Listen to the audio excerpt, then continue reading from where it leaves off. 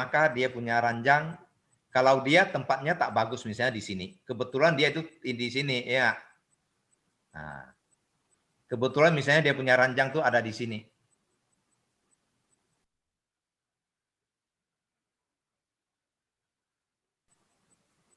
Maka dia bisa geser ke sini. Jadi ini solusinya.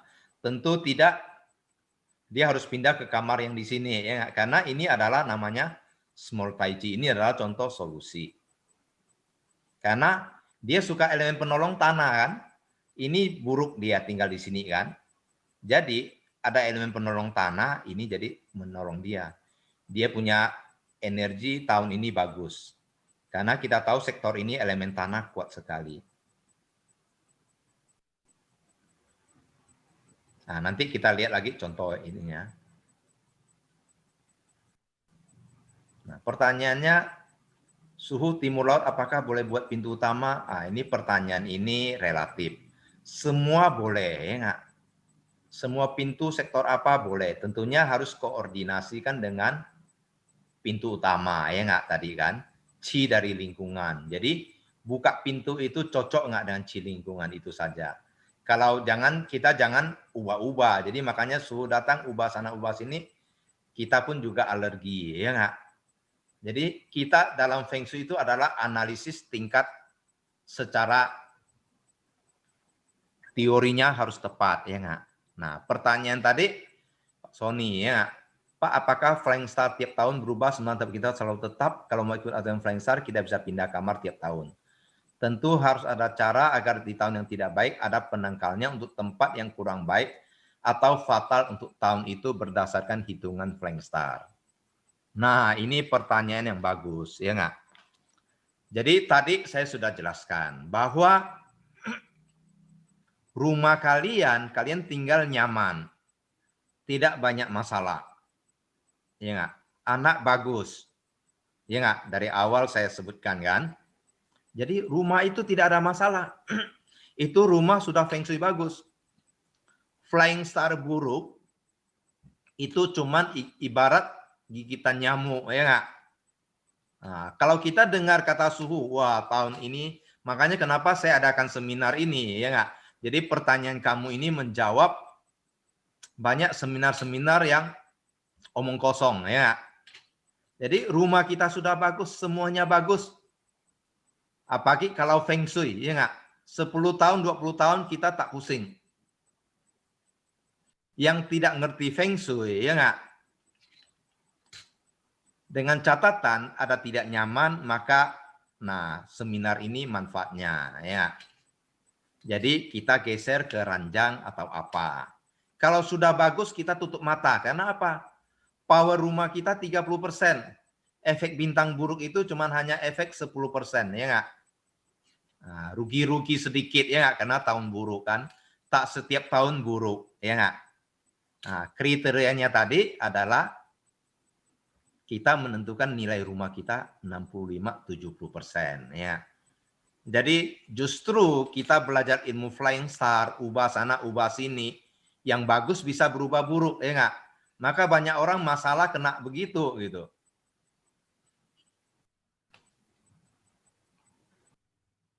Jelas ya?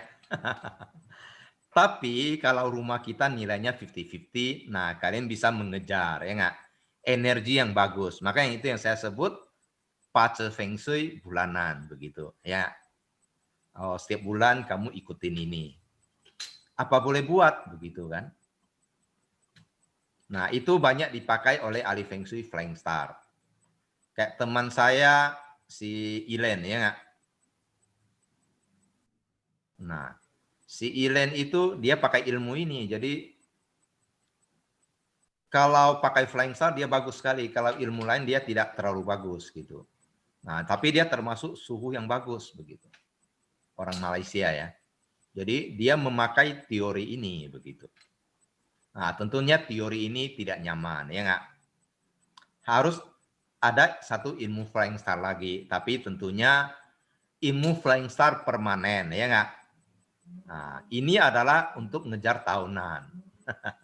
Jadi permanen itu, nah, itu sangat dalam, ya. Jadi kebetulan teman saya sama saya ya nggak menyelenggarakan ini. Cuman harus ikut basic dulu. Jadi kalau hanya tahu ini sangat ini ya, harus ibarat pada level saya harus intermediate, baru ikut proficiency 1 untuk dasar menentukan demarkasi dan lain-lain ya nggak? Baru bisa tahu flying star itu. Jadi tahu ilmu flying star itu kita tentukan ada yang harus dipenangkal dan tidak ya nggak? Jadi kalau ini kita hanya kejar tahunan dan bulanan. Karena ini kita tak pakai feng shui ya nggak? Nah, tapi kalau kalian tanya suhu yang di Malaysia atau apa, dia bilang life planning $2.000 ya habis duit kan. Ya nggak? Padahal suhunya juga belum tentu pinter ya nggak? Dia pintar teori, pintar ngomong saja. Oke, jadi ini yang saya ngajarin kalian melihat pada sisi ini. Intinya apa? Tempat tinggal kalian itu di mana? Ya, nah, tentu saya belum masuk ke posisi ya. Nah, ini ada yang terakhir kita masuk ke posisi ya. Oke. Ini 12 cabang bumi, nanti kamu cek di buku ya, nanti kamu baca buku lagi ya sama elemennya. Ya, di buku Pace saya ada juga ya. Ini harus dari Pace ya. Atau tidak tanya Mbak Google ya nggak?